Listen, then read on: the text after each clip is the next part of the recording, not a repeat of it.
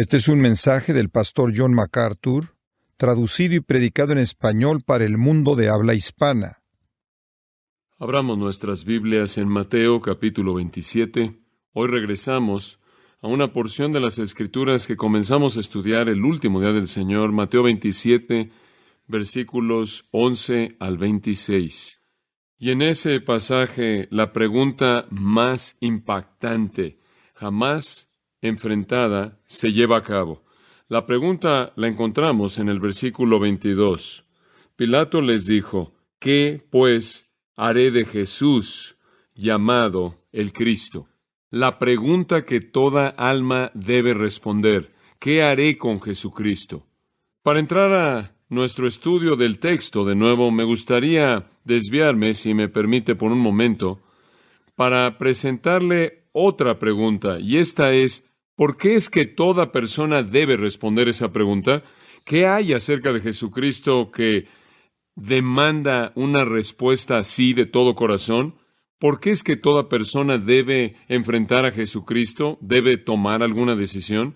Y la respuesta a eso es que se debe a quién es Jesucristo, debido a lo que Él dijo y a lo que Él hizo. Debido a la persona y obra de Cristo, la pregunta para todo corazón es inescapable: ¿qué haré entonces con Jesús, quien es llamado el Cristo? Las Escrituras proclaman que Jesús es Dios. Desde el principio, en Mateo 1:23, dijo que su nombre será llamado Emmanuel, el cual es Dios con nosotros. Las Escrituras proclaman que Jesús es el poseedor de los nombres divinos de Dios. Por ejemplo, en Hechos capítulo 3, versículo 14, Pedro llama a Jesús el Santo, un nombre del Antiguo Testamento que de manera decisiva y distintiva es dado a Dios. Las Escrituras también proclaman que Jesús es uno con Dios Padre.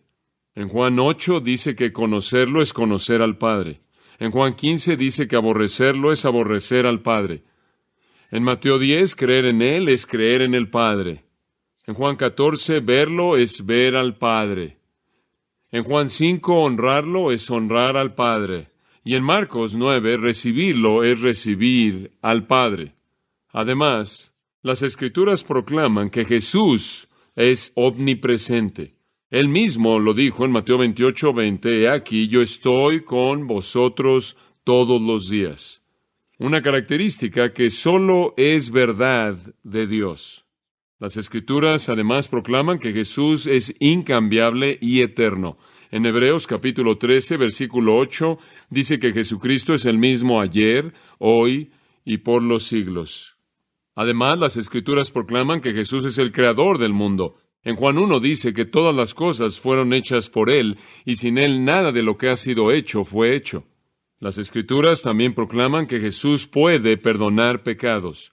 De manera repetida en su ministerio, así como en el 2 capítulo de Marcos, Él dice: «Tus pecados te son perdonados», una prerrogativa que le pertenece únicamente a Dios.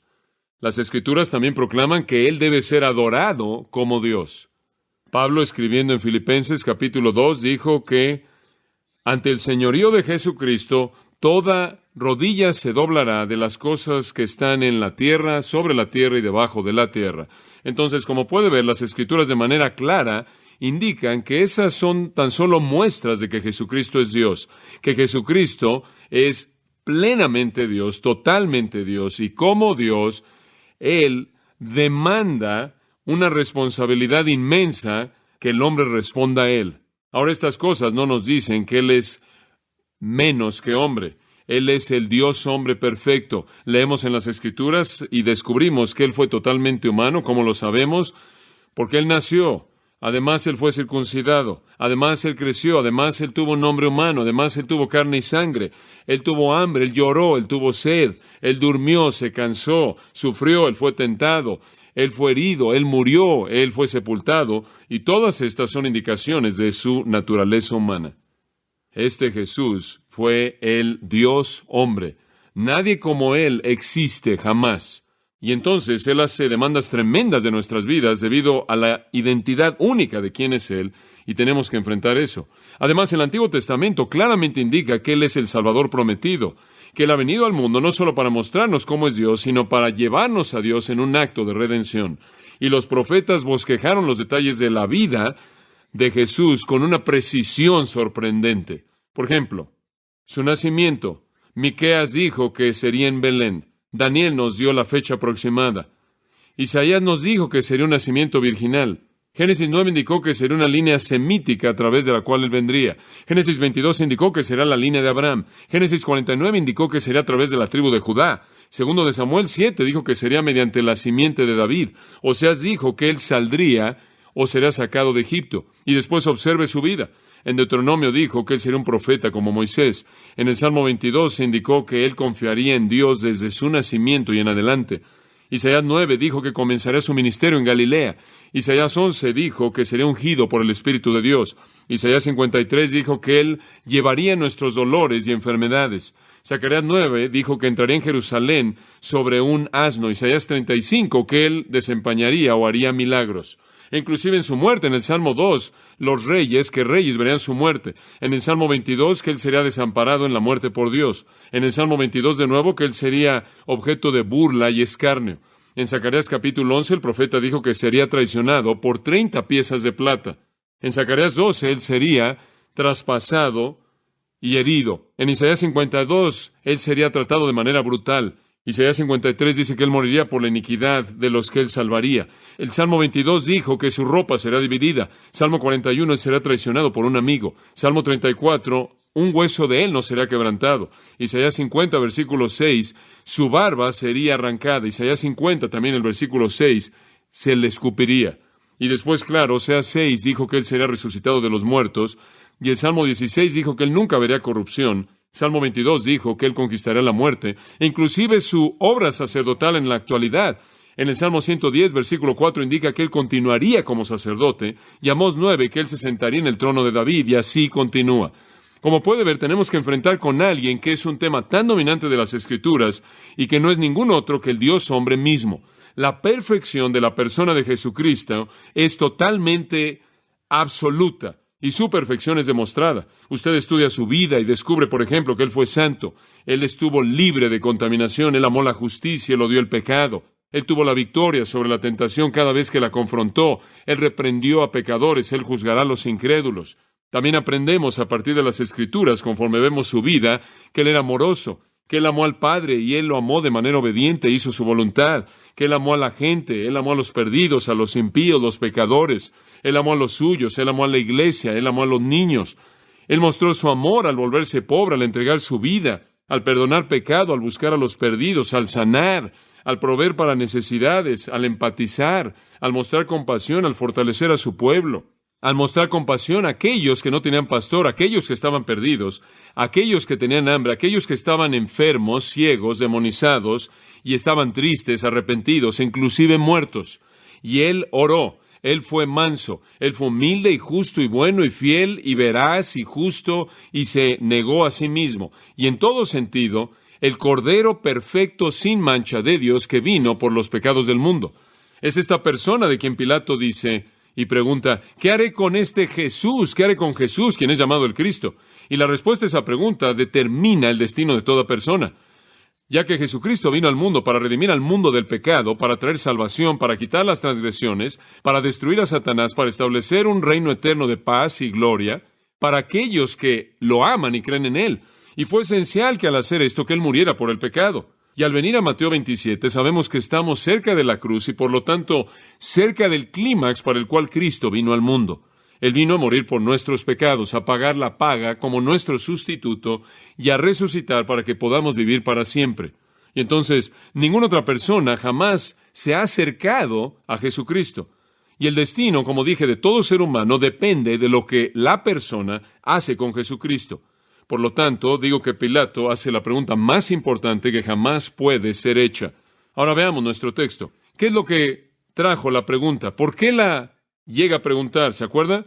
Jesús había pasado 3 años enseñando, predicando, sanando, echando fuera demonios, resucitando a los muertos. 3 años preparando a los 12. Ahora, todo esto ha llegado a un clímax conforme Él entra a Jerusalén para su última Pascua. Él llega a la ciudad, como usted sabe, el lunes, limpia el templo el martes y regresa al templo el miércoles y enseña todo el día en una confrontación con los escribas y fariseos y saduceos, e inclusive los herodianos y toda persona que se involucró. Y después el miércoles por la noche, conforme él se retiró de ese día tan ocupado de enseñanza y confrontación y reprensión en el templo, él va al Monte de los Olivos y ahí él da el gran discurso del Monte de los Olivos, el cual es el sermón de nuestro Señor acerca de su segunda venida. Y después el jueves, él hace los preparativos para la Pascua, y los discípulos preparan todo, y el jueves por la noche comen la Pascua. Y cerca de la medianoche, dejan ese aposento alto en Jerusalén para ir al Monte de los Olivos, al huerto del Getsemaní, donde el Señor quiere orar para preparar su corazón para la muerte que lo espera más tarde ese mismo día. Y es a la medianoche, conforme Jesús ora en el huerto de Getsemaní, sudando grandes gotas de sangre en un conflicto agonizante con Satanás, quien viene en contra de él en 3 olas de tentación, que él vuelve a salir de manera victoriosa. Determinado, él se concentra en la cruz. Y poco después de ese tiempo de oración viene Judas con todos los líderes religiosos, junto con un grupo de soldados romanos de unos 600 hombres, llegan al huerto, capturan a Jesús y se apuran para llegar a la casa de Anás y Caifás para un juicio falso, para que de alguna manera puedan legitimizar su deseo de ejecutarlo para quitarlo de sus vidas. La nación de Israel ha sido impactada eternamente por Jesucristo en este ministerio breve. Algunos creyeron, y para ellos el impacto fue vida eterna. Muchos rechazaron con hostilidad, y para ellos el impacto es muerte eterna. La mayoría simplemente tuvieron curiosidad y no se comprometieron y sufrieron el mismo destino de aquellos que lo rechazaron de manera hostil. Entonces, cuando Jesús viene a Jerusalén para esta última vez, todo llega a su clímax. La hostilidad y el rechazo del pueblo en Jerusalén llega a su cúspide. Y como vimos en nuestro último estudio, gritaron por su sangre en este mismo pasaje para que lo crucificaran. Ahora recuerdo, hubieron 3 fases del juicio judío. Jesús fue llevado primero a Anás, porque Anás era el poder que estaba detrás del escenario. Y pensaron que a Anás se le podía ocurrir algún tipo de acusación. No tenía ninguna acusación, no tenía ningún crimen por el cual debían juzgarlo. Trataron de sobornar a testigos falsos, trataron de que hubiera personas que mintieran. Le pagaron a Judas, pero inclusive Judas vino y les devolvió el dinero y dijo, he traicionado a sangre inocente. No podían encontrar ninguna acusación legítima en contra de él. Lo trajeron a Anás pensando que Anás pudiera inventar algo. Anás no tuvo éxito en absoluto y le enviaron a Caifás. Y de la 1 a las 3 de la mañana, el viernes por la mañana, de la 1 a las 3 de la mañana, hubo un juicio falso en frente de Caifás, en el cual acusaron a Jesús de blasfemia por decir que él era el Cristo, el Hijo de Dios, lo cual no fue blasfemia, sino la verdad. Después, blasfemaron en contra de él al escupirle en su rostro, al golpearle mientras lo vendaron, y al preguntarle quién fue el que le había pegado. Y después le pegaron en el rostro, hasta que terminó negro y azul, con un rostro hinchado y con saliva por todo su rostro.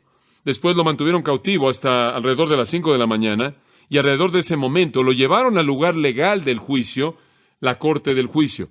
Y tuvieron ahí un juicio rápido de unos 5 o 10 minutos, ahí en el amanecer, porque la ley judía demandaba que un juicio tenía que ser en el día y en la corte del juicio. Y claro, esto fue a la mitad de la noche en la casa de Caifás, y de esta manera era ilegal. Entonces, queriendo meter un aire de legalidad en su deseo de matar a Jesús, tuvieron este juicio falso repetido en la mañana, a las 5 de la mañana. Decidieron que debía morir. El problema para ellos es que no tenían el derecho de ejecutar, y entonces tuvieron que llevarlo a Pilato. Y entonces usted tiene 3 fases más en el juicio secular romano de Cristo ante Pilato. Y como hemos señalado esto, el propósito de Mateo es siempre el mismo. Él exalta a Cristo, no importa lo oscuro que sea la escena, no importa lo horrendo que sea el contexto, no importa lo blasfemo y lo terrible que sea la situación en referencia a Cristo, Cristo siempre sale glorioso, siempre sale glorioso. Inclusive cuando le están escupiendo en el rostro, su gloria brilla y su fealdad es hecha manifiesta. Esto es la de los que lo escupieron, los que blasfemaron contra él. Ahora, cada elemento del juicio ante Pilato exalta al Salvador. Regresemos por un momento y recordemos lo que vimos la última vez. Primero fue la acusación de los judíos. Puede seguir su bosquejo si usted gusta. La acusación de los judíos en el versículo 11. Jesús, pues, estaba en pie delante del gobernador, y éste le preguntó, diciendo, ¿eres tú el rey de los judíos? Y Jesús le dijo, ¿tú lo dices? Los judíos lo habían acusado. ¿Se acuerda? Finalmente, en cierta manera, formularon una acusación en contra de él, e indicaba que ellos lo acusaban de, y esto a partir de Lucas 23, lo acusaban de ser el líder de una insurrección rebelde, de agitar a la gente, de cultivar una revolución. En segundo lugar, acusaron a Jesús de prohibirle a la gente, al pueblo, pagarle impuestos a César. Y en tercer lugar, de decir que era un rey que lo hacía un rival en términos de soberanía en contra de Pilato, en contra de los Herodes y en contra de César mismo. En otras palabras, habían inventado una acusación que involucraría a los romanos. Los romanos no iban a llevar a cabo un juicio de Jesús por algún asunto religioso que pertenecía al marco del judaísmo. Entonces tuvieron que manufacturar un asunto romano. Y entonces trataron de convencer a Pilato de que Jesús de hecho era un rebelde, una persona que estaba causando una insurrección, que estaba buscando el trono de Roma, y claro, era una mentira, todo era falso. Y usted recordará lo que sucedió. Llevaron a Jesús a Pilato. No fueron al salón del juicio de Pilato porque no querían contaminarse para la Pascua al entrar a una morada gentil, parte de su tradición ridícula. Jesús fue adentro, Pilato salió, les habló afuera y recibió sus acusaciones y volvió a entrar, condujo su juicio con Jesucristo y salió unos minutos después y apenas son alrededor de las 5:15 de la mañana probablemente y les dice, su veredicto es, yo no hallo, es un término técnico para un veredicto, lo usamos inclusive el día de hoy.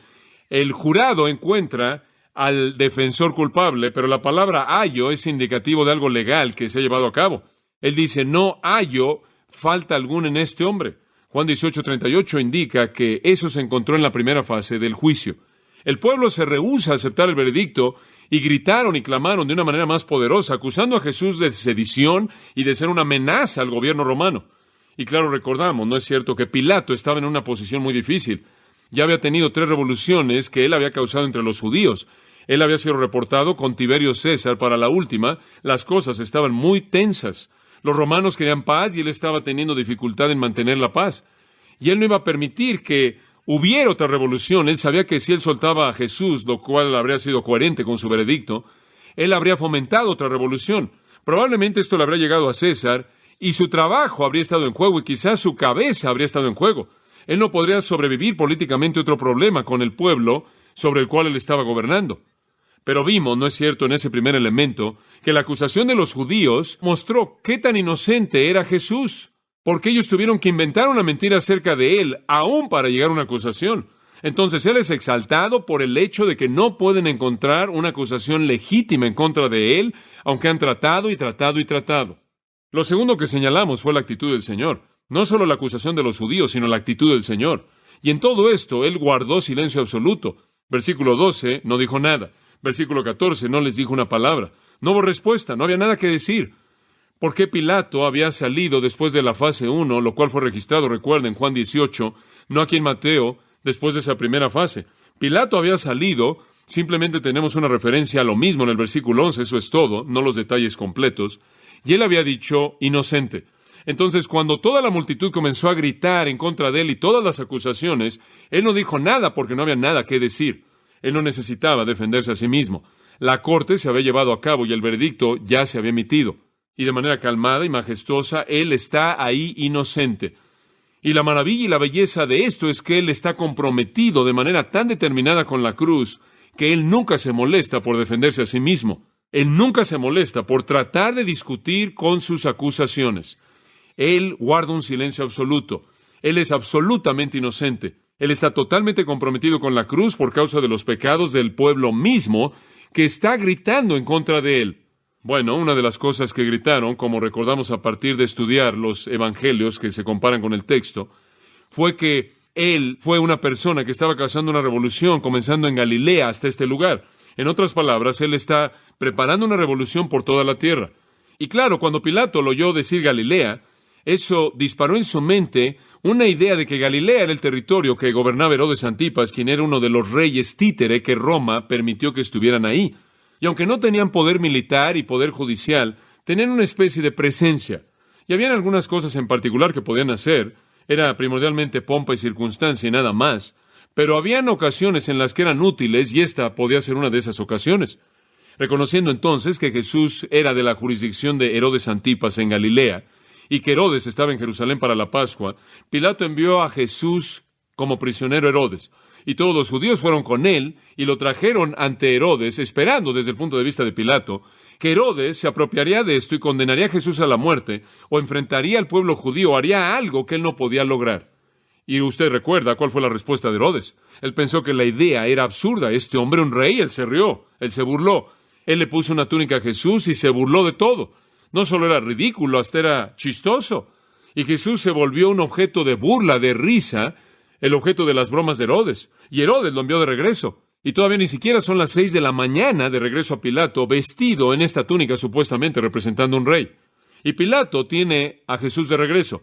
Y en medio de todo esto dice que él estaba enfrente de Herodes y él dijo nada, ni siquiera una palabra. No había nada que decir. El veredicto ya había sido emitido. De hecho, usted le podría parecer interesante saber que antes de que este juicio ante Pilato y Herodes se acabe, la inocencia de Jesús será afirmada 5 veces separadas.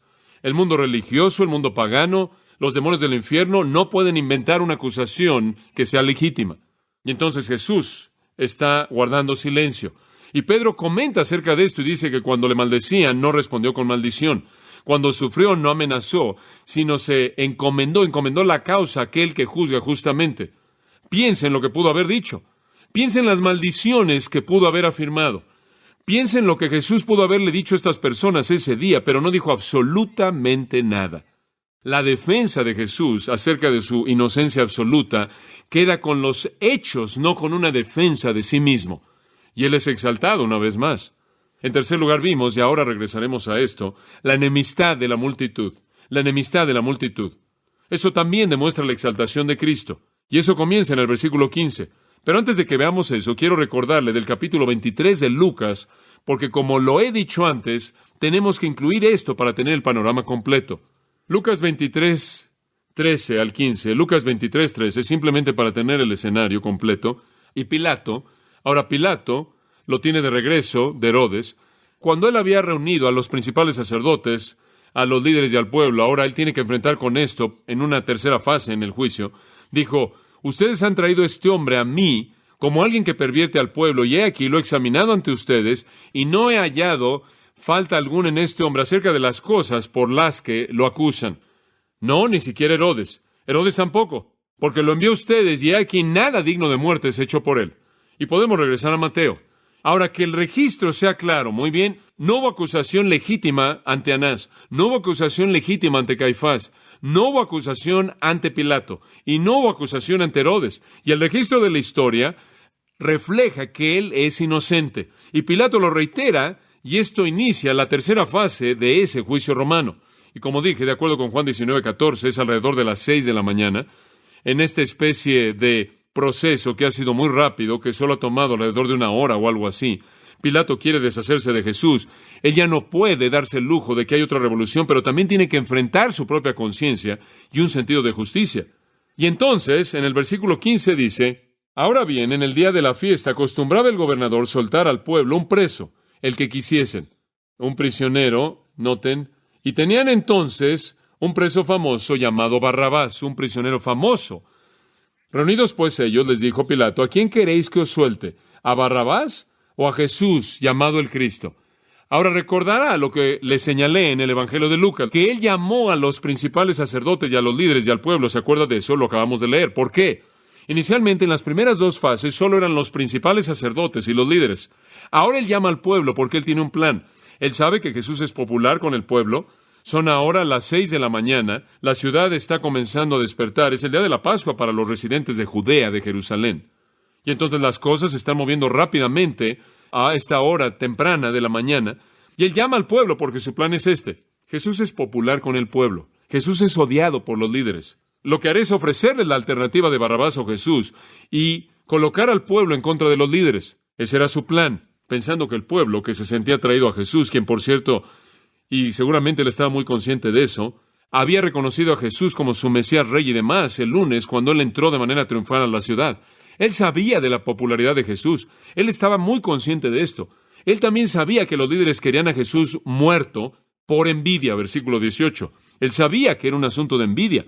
Entonces él sabía que esta era una trama, un complot en contra de Jesús, encabezado por los líderes, y pensó que si él podía colocar a los líderes en contra del pueblo, que pensaba que Jesús era muy popular, sería una buena idea, pero Versículo 19, algo sorprendente sucedió. Hubo una interrupción. Regresaremos a eso. Vaya al versículo 20. Y mientras que él estuvo distraído por unos momentos, los principales sacerdotes y los ancianos persuadieron a la multitud que pidieran a Barrabás y destruyeran o llevaran a la muerte a Jesús. Un interludio providencialmente, divinamente causado, y en el momento de ese interludio le dio a los líderes el tiempo que necesitaban para agitar a la multitud en contra de Jesús.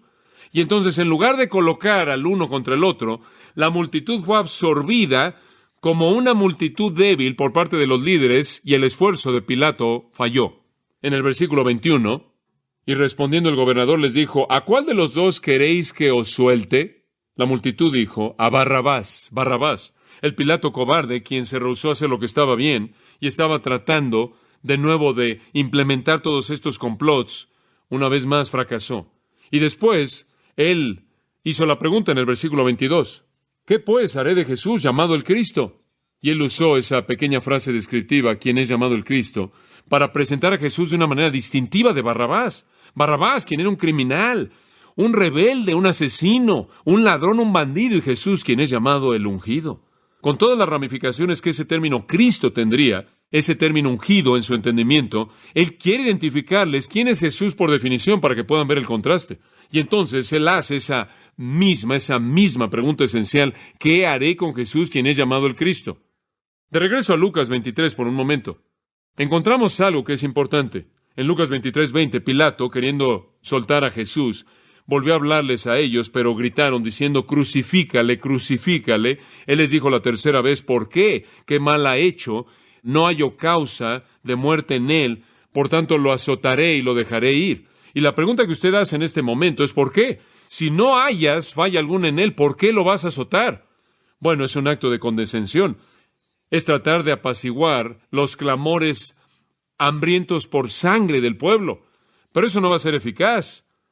Y de manera urgente, con voces fuertes, demandaron que él fuera crucificado, y las voces de ellos y los principales sacerdotes prevalecieron. Y Pilato pronunció que fuera hecho como ellos decían. ¡Increíble! 5 veces él anuncia la inocencia de Jesucristo y después lo sentencia a la muerte. Y él lo entregó a ellos por sedición y asesinato y fue arrojado a la cárcel, a quien habían deseado, pero él entregó a Jesús a su voluntad. Ahora, de regreso a Mateo. Ellos lo querían crucificado. Pilato lo hizo porque Pilato estaba atrapado. Él fue chantajeado por temor a perder su trabajo y su vida. El versículo 23 retoma esa misma escena. Y el gobernador les dijo, pues, ¿qué mal ha hecho? Pero ellos gritaban aún más, diciendo, sea crucificado. Y después en el versículo 25, recuerde, nos detuvimos en esta nota la última vez. El pueblo entonces respondió y dijo, su sangre sea sobre nosotros y sobre nuestros hijos. Escuchen, queridos amigos. Tengo un gran amor por el pueblo judío. Esto no refleja la actitud de toda persona judía que ha vivido en la historia, ni siquiera toda persona judía que vivió en la época de Cristo. No de toda persona judía en Jerusalén, ni siquiera de toda persona judía en esa multitud. Pero este fue el clamor dominante de esa multitud en ese día. Y la realidad es que, como lo quiera ver, es una realidad que la sangre de Jesucristo, por su propio testimonio, está en manos del pueblo de Israel. Sí, él fue ejecutado por los romanos y hubo complicidad, claro, pero ahí estaba la población judía y los líderes que clamaron diciendo que su sangre fuera sobre ellos.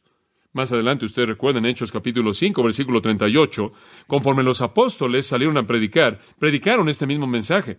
Predicaron que Israel era culpable de la sangre de su propio Mesías. Un crimen de proporciones tan monstruosas que es indefinible. Y sabemos que predicaron ese mensaje. Sabemos que los apóstoles predicaron la culpabilidad de Israel, porque en Hechos 5:38 dijeron, están llenando a todo Jerusalén con esta doctrina y tratan de culparnos de la sangre de este hombre. Entonces sabemos que predicaron eso, para que esa nación pudiera entender su culpabilidad. ¿Dice usted, ese es el fin de la historia? No. El fin de la historia es que Israel, de acuerdo con Romanos, será salvado en el futuro y después entonces se vuelve uno de los más grandes testimonios de la gracia de Dios en toda la historia humana. Dios es un Dios de gracia que redime un pueblo que ha asumido la responsabilidad de la sangre de su propio Hijo. Esa es la gracia de Dios. Eso es sobrenatural. Y entonces, inclusive vemos en la enemistad de la multitud la belleza de Jesucristo, tan perfecto. Fue declarado inocente 5 veces por Pilato, e inclusive en esta escena él es exaltado como el Hijo de Dios perfecto, sin pecado. Ahora quiero que regrese al versículo 19. Y hay un cuarto testimonio de la exaltación de Cristo. Llamaremos a esto el entendimiento de la esposa. El entendimiento de la esposa. Veamos qué fue lo que interrumpió a Pilato y permitió que los líderes agitaran a la multitud. Pilato estaba sentado en el asiento del juicio. Este es el lugar judicial, el asiento judicial, el asiento oficial de autoridad. Ahora recuerde que los judíos no entraban al salón del juicio donde supuestamente debía llevarse a cabo. Entonces Pilato tuvo que sacar su silla, colocarla ahí en el patio enfrente, y el pueblo se mantuvo ahí enfrente afuera, en el patio o en la calle, lo que sea. Y Pilato saca su silla, se sienta ahí, por lo tanto esto constituye un acto judicial genuino. Él está sentado ahí en el asiento judicial. En ese punto su esposa le llama. Aquí viene un mensaje de su esposa. No es su esposa, es un mensaje de su esposa. Ahora hay veces en su vida cuando usted realmente no necesita escuchar un mensaje de su esposa. Esta definitivamente sería una de esas veces. No me molestes cuando estoy juzgando, usted sabe. Ese tipo de situación. Entonces él está ahí afuera y él recibe un mensaje de su esposa. El mensaje es este: no tengas nada que ver con ese justo. Ahora vamos a detenernos ahí. Ella debió haber tenido algo de influencia con Pilato. Esto es algo desesperado. Y su respuesta a esto indica que lo que ella dijo tenía peso con él. No tengas nada que ver con ese justo. ¿Cuál es el veredicto de la esposa de Pilato acerca de Jesucristo? ¿Cuál es su veredicto? Justo. Sin duda ellos habían discutido a Jesús inclusive la noche antes, porque recuerde cuando la noche antes, cuando vinieron los judíos a capturar a Jesús, ellos tenían a todos estos soldados romanos. Para obtener el apoyo de esos soldados romanos, habrían tenido que obtener permiso por parte de Pilato, y entonces Pilato sabía acerca de Jesús. Él no era ignorante acerca del hecho de lo que estaba pasando en la tierra de Palestina. Jesús, en resumen, había expulsado la enfermedad de esta tierra entera. Él sabía acerca de él. Todo el mundo sabía de él. Él sabía lo que había pasado a lo largo de la semana. Él sabía que había limpiado el templo. Él sabía que había entrado a la ciudad y había sido reconocido como Mesías. Él estaba muy consciente de este obrador de milagros. La palabra de la resurrección de Lázaro, sin duda alguna, aún le habría llegado a él. Y esa noche ellos habían discutido esto. Él sabía que fue envidia por Jesús lo que hizo que los líderes judíos lo quisieran muerto. Versículo 18 dice, él sabía acerca de él. Y su esposa estaba convencida de que este hombre Jesús, fuera cual fuera la fuente de su información, básicamente era un hombre justo. Y aquí está el testimonio de manera increíble de una pagana. Ahora escuche esto. La nación de Israel, con todos los profetas y todos los mensajes de Dios, y todas las promesas y toda la ley de Dios, a quien el Mesías de Dios vino primero, y simplemente dejen que los gentiles laman las migajas ahí que caen de la mesa, la nación de Israel maldice a Jesucristo, asume su responsabilidad de su sangre, lo mata como un hombre injusto, malo, y un pagano que no sabe nada dice que él es justo. ¡Qué condenación del pueblo de Israel! ¡Qué profundidad de maldad y pecado y negación de la autoridad de las Escrituras del Antiguo Testamento y su interpretación! ¿A qué punto han llegado? Y la palabra de ella a su marido fue: no te involucres con este hombre, no tengas nada que ver con él, salte de la situación, estás tratando con un hombre justo. Ella teme las consecuencias, y ella tiene razón. Pilato más adelante fue sacado de Palestina, enviado a otro lugar, y él cometió suicidio. Él cometió suicidio por la misma razón que Judas, porque ambos no podían enfrentar la culpabilidad tremenda de haber traicionado y haber enfrentado de manera injusta a la única persona perfectamente justa que jamás vivió. Como le dije antes, la causa primordial del suicidio psicológicamente es la retribución. Es un castigo autoimpuesto. Y el crimen definitivo demanda el castigo definitivo. Y tenemos poco de qué sorprendernos en el suicidio de Pilato como en el suicidio de Judas. Realmente era inescapable. Ahora, ¿qué fue lo que motivó estos temores en ella? Versículo 19. Porque hoy he padecido mucho en sueños por causa de él. Ahora, no hay nada en el texto que indique que este es un sueño sobrenatural, que Dios le dio ese sueño. El dueño simplemente pudo haber sido en la providencia de Dios. O yo creo que Dios estuvo en esto y creo que Dios envió al mensajero en el momento en el que ese mensajero debía estar ahí para que la multitud fuera agitada porque Jesús tenía que morir, ¿verdad? Eso tenía que suceder.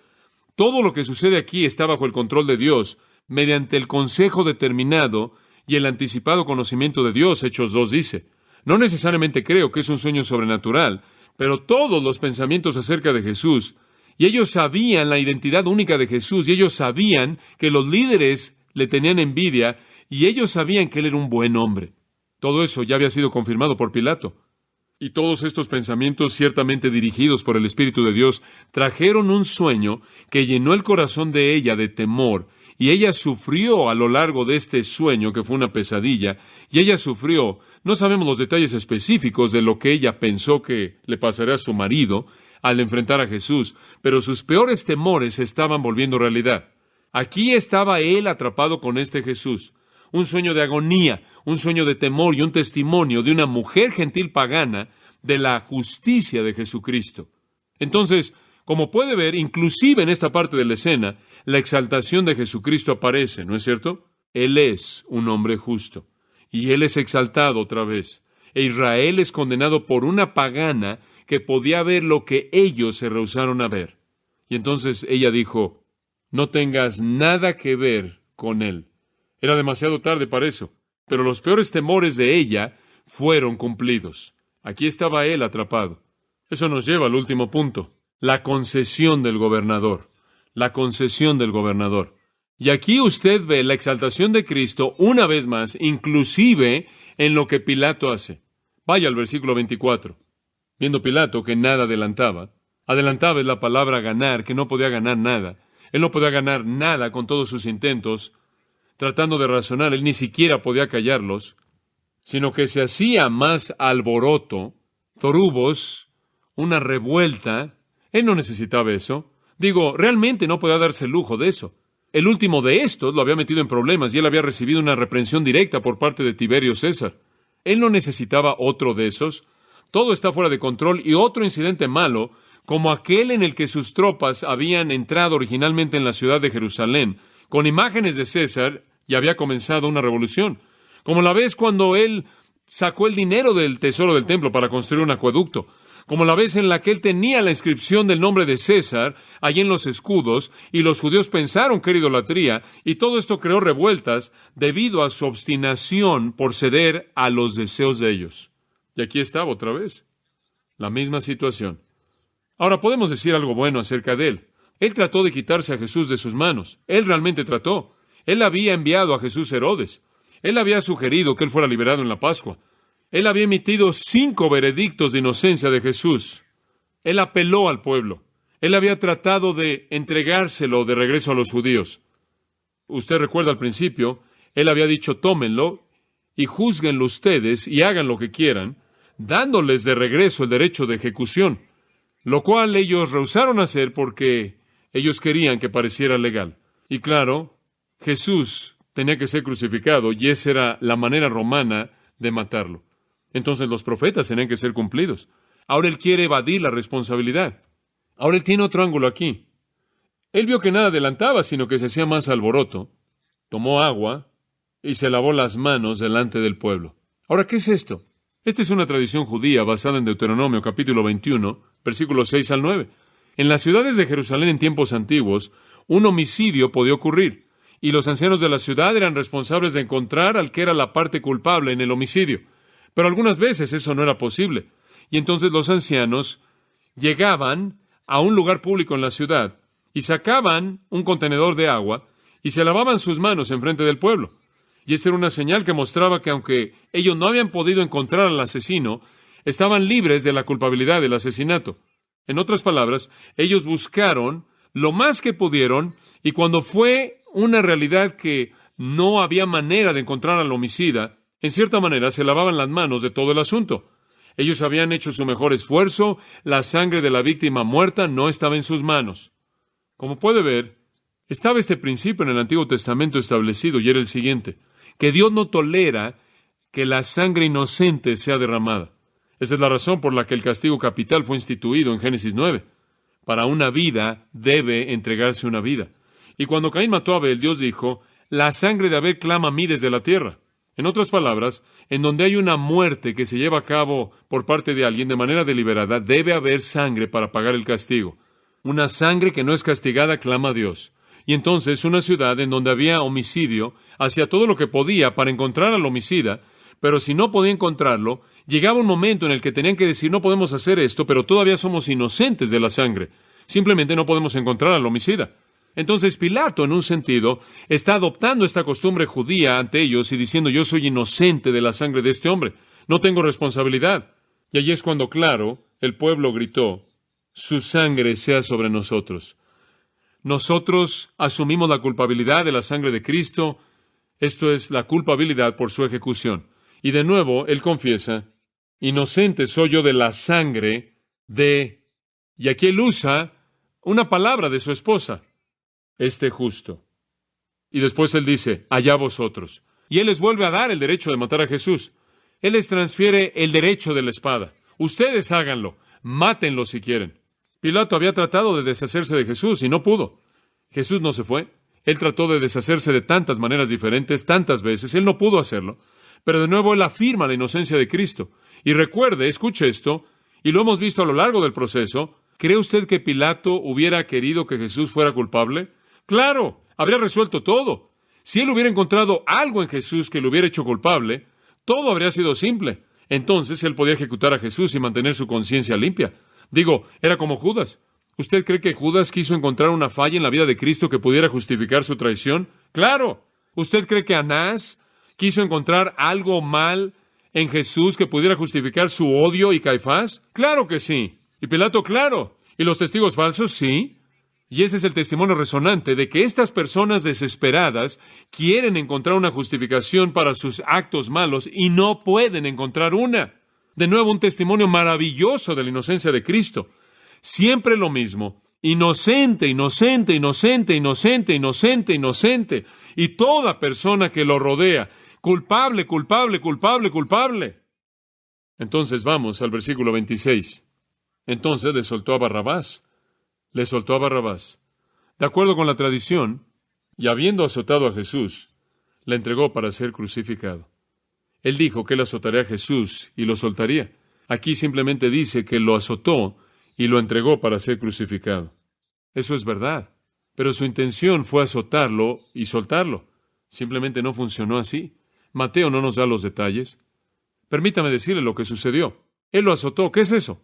Un mango de madera corto, quizás así de largo, de madera pesada, y al final de ese mango de madera había una serie de tiras de piel, y al final de esas tiras había pedazos de plomo y de bronce y de huesos que habían sido afilados al punto que tenían el filo de una navaja.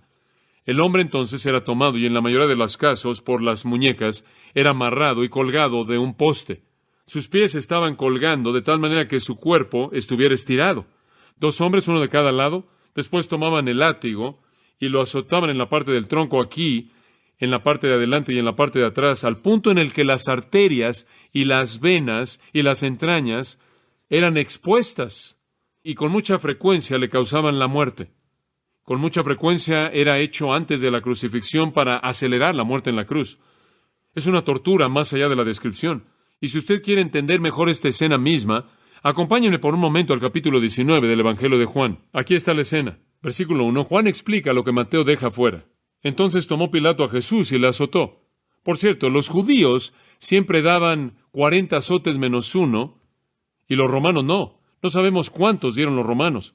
No sabemos cuántas veces golpearon a Jesús y arrancaron su carne. Sabemos que no podía cargar su cruz por sí mismo porque estaba tan débil. Y usted puede creer que si hubo un hombre de fuerza, era él. Porque un hombre sin pecado sería un hombre de fuerza.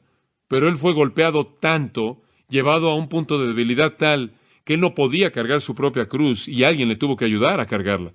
Y después de ser azotado, como parte de azotarlo, los soldados, versículo 2 de Juan 19, dice que los soldados entretejieron una corona de espinas y la pusieron sobre su cabeza. Ellos habían recogido algunas espinas, las habían entretejido, hicieron una corona para burlarse de él como rey, y la metieron en su cabeza y le vistieron con un manto de púrpura. Una escena trágica. Se burlan de él, versículo 3. Y le decían, salve, rey de los judíos. Literalmente dice, y seguían viniendo a él, y seguían diciendo, y seguían dándole golpes. Y esto se ha estado llevando a lo largo de la mañana ahora, inclusive en la noche, los golpes y las bofetadas y los golpes y escupiéndole a Jesús. Y le ponen este tipo de atuendo real porque estaban jugando un juego. Si usted fuera a Jerusalén y fuera donde estaba la fortaleza Antonia, usted encontraría el Gabatá o el pavimento que todavía está ahí, es el mismo pavimento. Y en ese pavimento verá usted, en esas piedras enormes, grandes, a donde nuestro Señor fue llevado ante Pilato y estos soldados, hay pequeñas marcas. Y las pequeñas marcas son un juego que los soldados romanos jugaron. Y recuerdo a las monjas escocesas hace algunos años atrás que me explicaron todo esto acerca del juego. El juego era una especie de rey por un día. Y era un juego que jugaban con los prisioneros. Y era la manera en la que pasaban el tiempo ahí conforme un prisionero estaba ahí, se burlaban de él y jugaban el juego teniendo que ver con estas pequeñas marcas en el suelo. También era un juego que jugaban en las calles con los niños que no pensaban muy bien, que tenían algún problema mental. Encontraban a niños retrasados y los colocaban ahí, se burlaban de ellos y los vestían de ciertas maneras y demás. Era un juego para los retrasados y los prisioneros. Era un juego de burla. Era una crueldad inhumana impensable. Y eso es lo que le hicieron a Jesús. Le aventaron a Jesús una túnica vieja, le pegaron en el rostro con sus puños, y Mateo añade, claro, que le escupieron, golpearon su cabeza con un palo, una especie de palo de bambú largo, casi le pegaron como con un látigo, y jugaron su juego. Y después de que terminaron el juego, entonces Pilato, versículo 4, salió otra vez y les dijo, mirad, os lo traigo fuera, para que entendáis que ningún delito hallo en él. Inconcebible que él lo vuelve a decir. ¿Y por qué está haciendo él esto?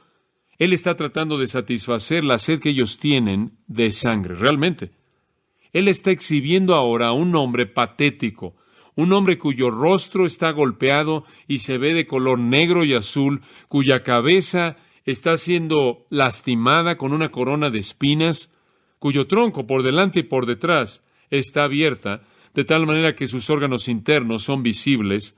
La sangre está corriendo por todos lados, con heridas abiertas, con sangre, con un rostro hinchado y golpeado, con una apariencia horrenda. No es sorprendente que Isaías 53 dice que no hay atractivo en él para que lo deseemos. Y después Pilato dice en el versículo 5, he aquí el hombre, aquí está su rey, véanlo. ¿Es él una amenaza? Él quiere que se vea tan mal que piense que la burla será suficiente como para que el pueblo lo suelte, eso es suficiente. No podemos soportarlo más. La situación inhumana de todo esto es lo que no podemos soportar. Pero ellos, queridos amigos, habían probado la sangre. Y en el versículo 6, cuando le vieron los principales sacerdotes y los alguaciles, dieron voces diciendo, crucifícale, crucifícale. Ahí está el mismo clamor por su sangre. Pilato les dijo, tomadle vosotros y crucificadle, porque yo no hallo delito en él. Que quede claro. Y él lo vuelve a decir. Ellos literalmente empujaron a Pilato a la muerte de Cristo de manera monótona. Ellos no lo iban a matar. Ellos querían que Pilato lo matara. Ellos no lo pueden matar. Él mismo dijo que él sería levantado. Si él fuera matado por los judíos, él hubiera sido aventado y apedreado. Juan 12, 32 y 33. Y entonces, en el versículo 7, los judíos le respondieron, nosotros tenemos una ley, y según nuestra ley debe morir, porque se hizo a sí mismo hijo de Dios. Y ahora ellos llegan a la blasfemia. Mientras Pilato diga, ustedes encárguense de esto, ellos le van a decir cuál es el verdadero problema. Bueno, Pilato simplemente oyó algo que él no quería oír. Él dijo que era el Hijo de Dios. Cuando Pilato oyó decir esto, tuvo más miedo. ¿Se da cuenta? Él sabía acerca de Jesús. Él sabía que Jesús era un curador. Él sabía que Él era alguien que resucitaba a los muertos. Él sabía que Él era una persona maravillosa, increíble. Él sabía que tenía poderes únicos y extraños. Él había estado con Él ahora por más de una hora, y en ese periodo de tiempo de una hora, Él había visto algunas cosas sorprendentes acerca de Jesús. Él quedó sorprendido ante su silencio, la calma, la paz.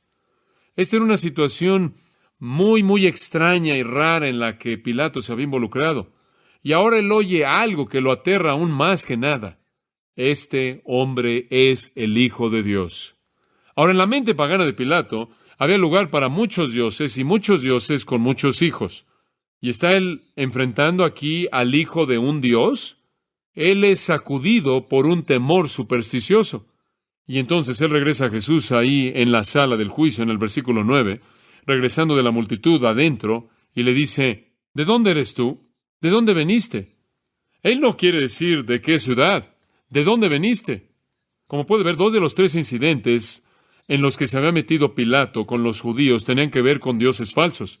Primero estuvo la imagen de César arriba del águila en los estandartes que llevaban los soldados. En segundo lugar estaba el grabado de César, que se llamaba a sí mismo un dios.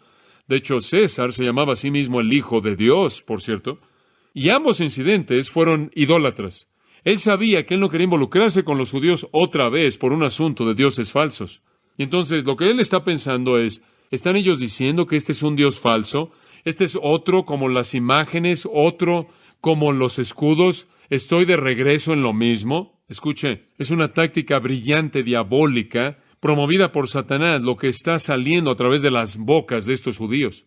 Cuando ellos dijeron, Él es el Hijo de Dios, Pilato estaba de regreso en el mismo problema. Este es el mismo problema por el que había sido reprendido por Roma, y era interferir con la religión judía. ¿Están tratando de matar al hijo de un Dios falso? ¿Estoy de regreso en donde estuve teniendo que eliminar a un Dios falso? Es una táctica brillante inspirada por la mente de todas las mentes, la mente corrupta de Satanás. Y entonces Jesús, dice el versículo 9, no le dio, ¿qué? Respuesta. No dijo una palabra. Él conocía el corazón de Pilato. Pilato era un rechazador de la verdad. No había nada que decir.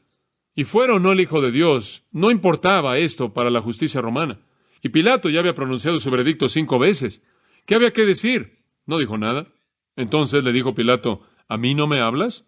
¿No sabes que tengo autoridad para crucificarte y que tengo autoridad para soltarte? Gobernador insignificante, ni siquiera sabía a quién le estaba hablando. Respondió Jesús, ninguna autoridad tendrías contra mí si no te fuese dada de arriba. Por tanto, el que a ti me ha entregado, mayor pecado tiene. Tú no tienes poder alguno a menos de que Dios lo permita, en absoluto. Pero el pueblo que me entregó a ti son mayores pecadores. Tú pecas a través de la debilidad. Tú simplemente eres un títere en todo esto. Ellos pecan a través de un odio deliberado. Hay grados de rechazo hacia Cristo. Entre mayor, entre más severo es el rechazo, más caliente es el infierno. Después vino la gota que derramó el vaso. Desde entonces procuraba Pilato soltarle. Ahora él va de regreso y él quiere sacarse a Jesús de las manos porque él teme ahora que él va a tener otro de estos incidentes con un Dios. Pero los judíos daban voces, aquí viene, diciendo, si a este sueltas, no eres, ¿qué? Amigo de César. Todo el que se hace rey, a César se opone. Están de regreso en el asunto político. No eres amigo de César. Estás mostrando complicidad con un rebelde. Y él sabe que si ese mensaje le llega a César, él ya se acabó. Entonces Pilato, oyendo esto, llevó fuera a Jesús y se sentó en el tribunal en el lugar llamado el Enlosado, y en hebreo Gabata. Era la preparación de la Pascua, y como la hora sexta, esto es tiempo gentil, 6 de la mañana, entonces dijo a los judíos, he aquí vuestro rey. Y se burló de ellos con esto. Y claro que él insistió que fuera crucificado. Pero ellos gritaron, ¡fuera, fuera, crucifícale! Pilato les dijo, ¿a vuestro rey he de crucificar? Y escuche lo que dijeron. Respondieron los principales sacerdotes, no tenemos más rey que... ¿qué? César. Hombre, subrayen eso en su Biblia. Ese es el final. Ese es el final en el rechazo de Israel. Una cosa es decir la sangre del Mesías sea sobre nosotros, pero decir no tenemos más rey que César. ¿Es sorprendente que en el 70 después de Cristo Dios destruyó su ciudad y su religión? ¿Es sorprendente que durante siglos y siglos y siglos han estado bajo el juicio de Dios, excepto por el remanente que es llamado por su gracia a través de la fe en Cristo? Aterrador. Ellos dijeron que no tenían más rey que César. Este es el rechazo total de Jesucristo declarado. Haznos responsables de su sangre. No tenemos más rey que César. ¿Sabe una cosa? Era la verdad. Eso es lo triste. Su rey era un rey terrenal, la conveniencia. Entonces, ¿qué tiene usted en todo esto? Jesucristo es inocente. Él es exaltado. Él es perfecto. Él es santo. Ahora escuche con mucha atención. ¿Por qué? Porque la ley del Antiguo Testamento dijo una cosa. El cordero que es ofrecido por el pecado debe ser un cordero sin ¿qué? mancha, sin inmundicia, sin mancha. Todo esto, queridos amigos, es para probar que el Cordero de Dios perfecto era apto para morir por los pecados del mundo. Una verdad monumental aquí. El mundo entero de hombres, religiosos y no religiosos, el mundo entero de seres demoníacos inspirados por el diablo mismo, no puede inventar, no puede encontrar una mancha, un pecado en el Cordero de Dios que quite el pecado del mundo. De esta manera, Él es el sacrificio perfecto. Oh, cómo es Él exaltado. Aunque su rostro sea distorsionado, su forma sea fea, Él es abusado físicamente y golpeado en frente de Anás y Caifás y Pilato y Herodes. Él es abofeteado, golpeado, Él es escupido, Él es coronado con espinas, azotado. Él todavía sale como el Cordero de Dios sin mancha, hermoso. ¿Cómo entonces podían ellos sentenciarlo a la muerte? Aquí está, entregado por el determinado consejo y anticipado conocimiento de Dios. Dice en Hechos 2. En Isaías 53 dice, Dios colocó en él, ¿qué? La iniquidad de todos nosotros. Dios lo llamó para ser el Salvador. Permítame cerrar con esto. Jesús no fue juzgado aquí. ¿Realmente quién fue? Todos los demás. Es correcto, todos los demás. Y usted también está siendo juzgado. Lo que usted haga con Jesucristo determinará su destino eterno. ¿Cuáles son sus opciones? Bueno, escuche. Los judíos lo odiaron. Y lo que quiero decir con los judíos, los líderes judíos lo odiaron. Esa es una opción. La multitud lo rechazó. Algo impensable, torpe, guiados por sus sentimientos, no pensaron, débiles. Herodes se burló de él, se rió de él, hizo una burla de él. La esposa de Pilato, ¿qué hizo? Ella simplemente no quiso tener nada que ver con él. Pilato, él trató de quitárselo, no pudo. Él escogió el mundo material y lo sentenció a la muerte. ¿Qué va a hacer usted con Jesucristo? Esa es la pregunta. ¿Odiarlo? ¿Rechazarlo sin pensarlo porque todo mundo a su alrededor lo rechaza? ¿O quizás simplemente se va a reír ante todo esto? ¿O quizás simplemente diga, bueno, mira, no me interesa, realmente no quiero tener nada que ver con esto? ¿O quizás simplemente escoge el presente y sacrifica la eternidad como Pilato y se deshace de Jesús? Lo hace a un lado. Usted tomará una decisión y va a ser una de esas, y será algo eterno. Padre, te damos gracias por la palabra en esta mañana, por el testimonio poderoso de las Escrituras de la majestad de Jesucristo. Bendice nuestras respuestas a la misma, que sean las respuestas correctas. En un momento de silencio, simplemente con todos manteniéndose en una actitud de oración ante el Señor, si usted no conoce a Jesucristo, lo invitamos a que venga a Él con un corazón arrepentido y le diga, Señor, quiero salvación, le pida misericordia, quiero que perdones mi pecado, quiero recibir a Cristo con una fe arrepentida, dejar mi pecado, someterme a ti, quiero ser como el centurión que estuvo ahí junto a la cruz y dijo, verdaderamente, este era Hijo de Dios. Quiero ser como el ladrón que colgó al lado de él y dijo, Señor, acuérdate de mí cuando vengas en tu